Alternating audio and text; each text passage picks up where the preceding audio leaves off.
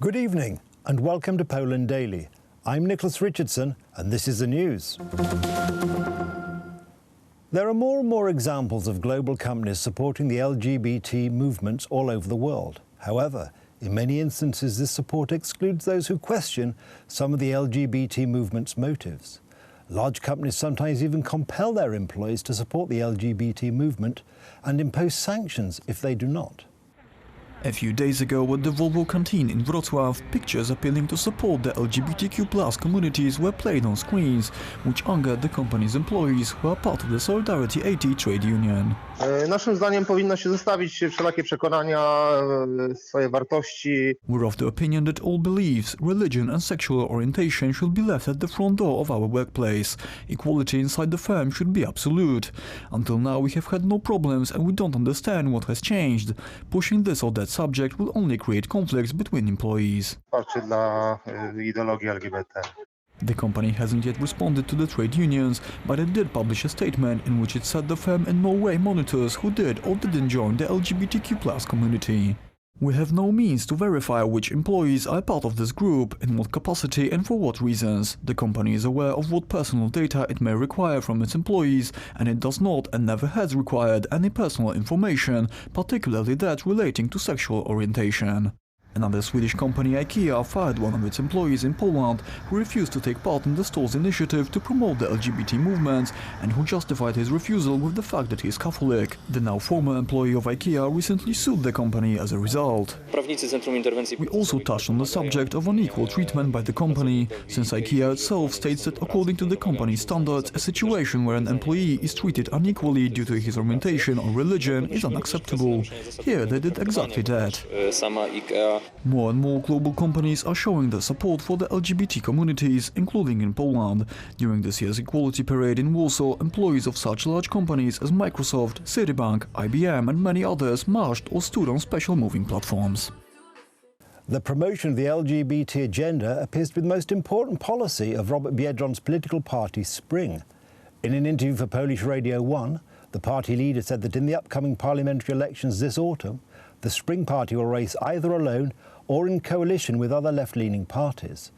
With more on the potential political scenarios on the left, here's Alexander Zajicka.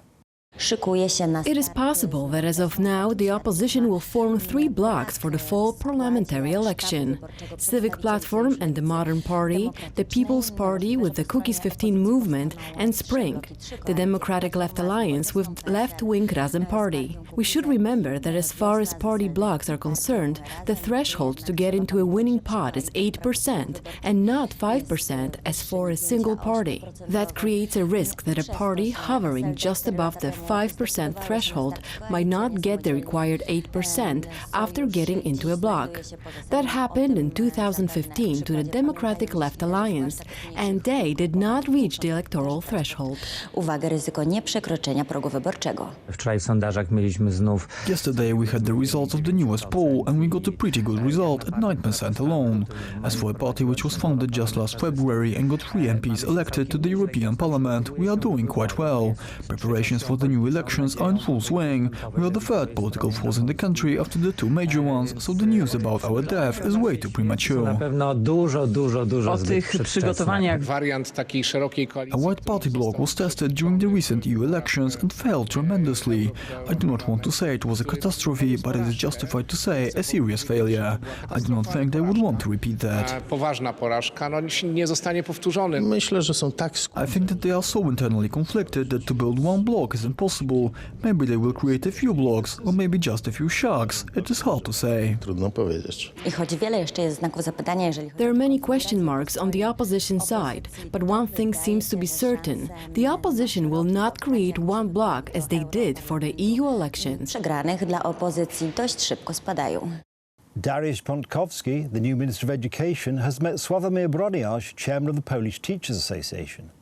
A few weeks ago, during the teachers' strike, which it had organised, it seemed that any agreement between the government and the Polish Teachers Association was far off. However, after today's talks, it appears that the situation might have changed.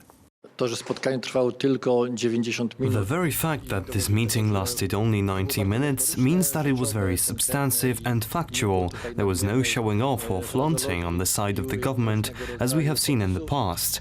All in all, it augurs well. To jak mieliśmy do czynienia to poprzednio, więc to dobrze rokuje. Generalnie zgadzamy się z tym stanowiskiem, że We are generally in favor of the opinion that we make teachers' work less bureaucratic. The ministry has already done much in this regard. For instance, we removed a number of unnecessary IT systems. We also debureaucratized the way in which teachers can advance in their job, as well as the methods of evaluation. czy ewaluację dokonywaną na potrzeby pracy szkoły. A two-day summit of the leaders of the G20, the grouping of the world's largest economies, began today in the Japanese city of Osaka.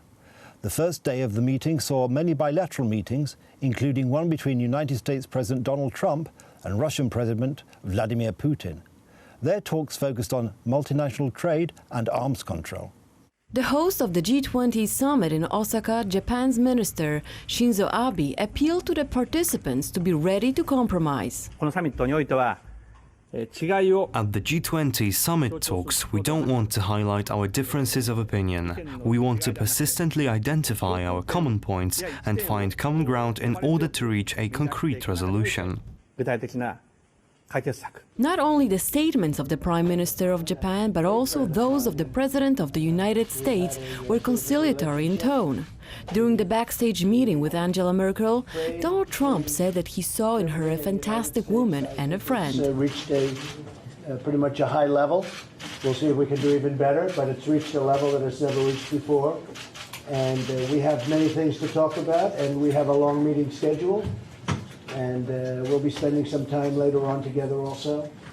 But I just want to say she's a fantastic person, a fantastic woman, and I'm glad to have her as a friend. And thank you very much, Angela. Thank you. Just before the start of the meeting, however, Donald Trump spoke a completely different language. The host of the summit in Japan criticized military weakness, Germany for her too low defense spending, China for her commercial practices, and India for her too high tariffs. On the occasion of the Osaka summit, Donald Trump talked to Vladimir Putin. Both leaders discussed inter alia, the situation in Iran, Syria, Venezuela, and Ukraine. The main topics of the summit are climate change and the challenges of digitization, but there are many indications that these issues will be eclipsed by the trade dispute between the US and China and the mounting tensions in American relations with Iran. The most interesting meeting at the summit will take place on Saturday, when Donald Trump is planned to meet Chinese President Xi Jinping. That's the news. Thank you for watching. Do stay with us for the weather, Poland Daily Business, and more programs. But from me, it's have a good night and a better tomorrow.